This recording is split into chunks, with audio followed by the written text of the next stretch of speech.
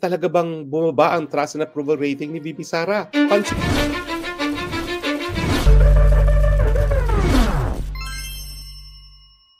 Sa huling mga buwan, lumabas ang mga ulat na nagpapakita ng posibleng pagbaba ng rating ni Vice President Sara Duterte sa mga survey. Ang dating mataas na porsyento ng kanyang pagkilala at suporta mula sa publiko ay tila nagiging bahagi ng masusing pagsusuri at masusing pagsusuri ng kanyang liderato, mga hakbang sa politika. Ang pagbaba ng rating na ito ay nagbibigay daan sa masusing pagsusuri at nagbubukas ng mga tanong ukol sa patuloy na pag-unlad at popularidad ng kilalang personalidad na ito sa larangan ng politika. Talaga bang bumaba ang trust and approval rating ni VP Sara? Pansinin niyo po ang storya ng Manila Bulletin. Ito po ay base sa survey ng isang kumpanya na pag-aari po ni Malutikian. No? Kita niyo yung banner story nila. President Marcos approval rating improves slightly. VP Duterte's score continues to fall. Pero alam niyo po, dito sa mga surveys, may tinatawag na statistically negligible. No? Plus or minus 3 po yan. Kasi hindi naman completely accurate ang mga surveys. Sa totoo lang po, wala pong pagbabago sa kanilang approval at trust rating. Bakit po? Kasi ang yung trust rating ni Presidente ay tumaas lamang ng 3 points. At yung trust rating naman ni VP ay bumaba ng 3 points. Sabi ko naman sa inyo, kapag plus or minus 3 points, yan po ay statistically negligible. Parang walang pinagbago. So, ang approval rating po ni Presidente, 55 to 58. Si VP naman ay from 62 to 59. So, parehong 3 points. So, statistically negligible. Pero alam niyo po, mapapansin niyo itong mga ganitong mga istorya. For instance, yung survey na pinakamataas ang satisfaction level sa DepEd, ang istorya naman ng lumabas ay DSWD has the second highest satisfaction rate of all government agencies. Bakit hindi minention na ang highest ay ang DepEd na pinamumunuan ni VP Sara? Hindi lang po yan, meron pang mga ibang storya. No? Mapapansin niyo po na talagang pinupuruhan ngayon po si VP Sara ng mga negative na istorya, lalong-lalo na sa DepEd. Yung Transpac issue, yung isang logistics company na hindi raw napag-deliver ng mga supply sa DepEd. Pero itong kontrata po ito ay binili pa as early as 2021. 2022 lang naman po naging secretary si Secretary at VP Sara. Pero isinisisi sa kanya. In fact, yung mga hindi na-deliver po ay yung mga serbisyo na para October 8, 2021 to June 30, 2022. Alam naman natin na June 30, 2022 lamang na naging secretary ng DepEd si Inday Sara. Pero sa kanya sinisisi. Pero ang totoo po, bagamat ito ay nangyari sa administrasyon pa ni Presidente Duterte under Liling Briones, ginawa naman po ngayon ng paraan ng DepEd na sila na po ang kumukuha ng mga undelivered materials. At kung hindi po ako nagkakamali, may natanggal nga ng opisyalis ang DepEd dahil dito. Dahil hindi nga po nakapag-deliver yung mga materials na binili na ng DepEd.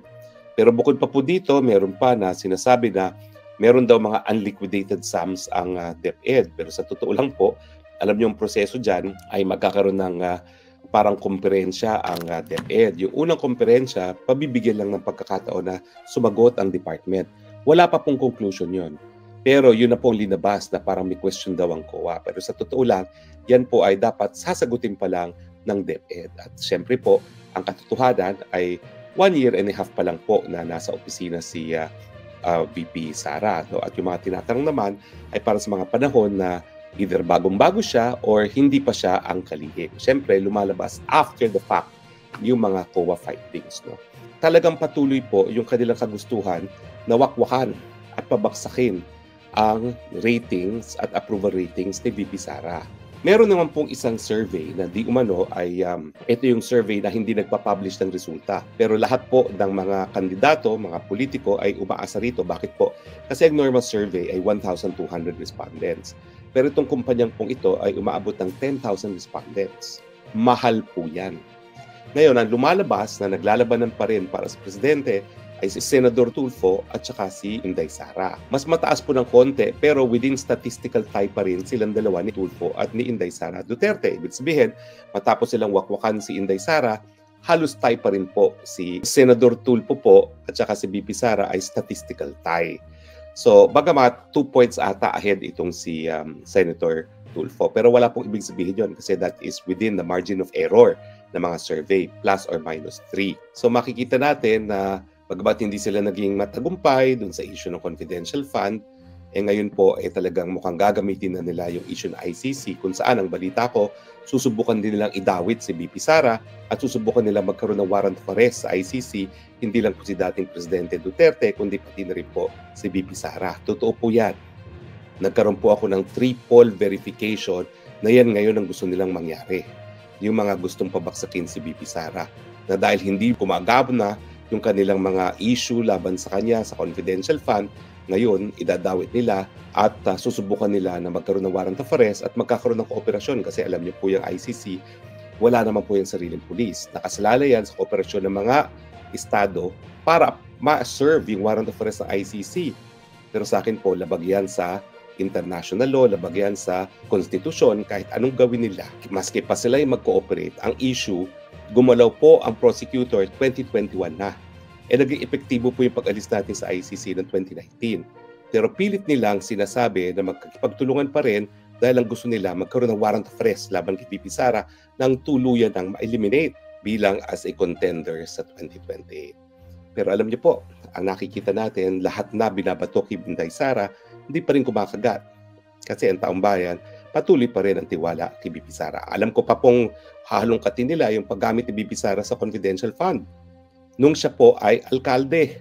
Pero wag po natin kakalimutan, ang confidential fund, ginagamit ng mga sibilyan ng mga opisyales laban sa kalaban ng gobyerno.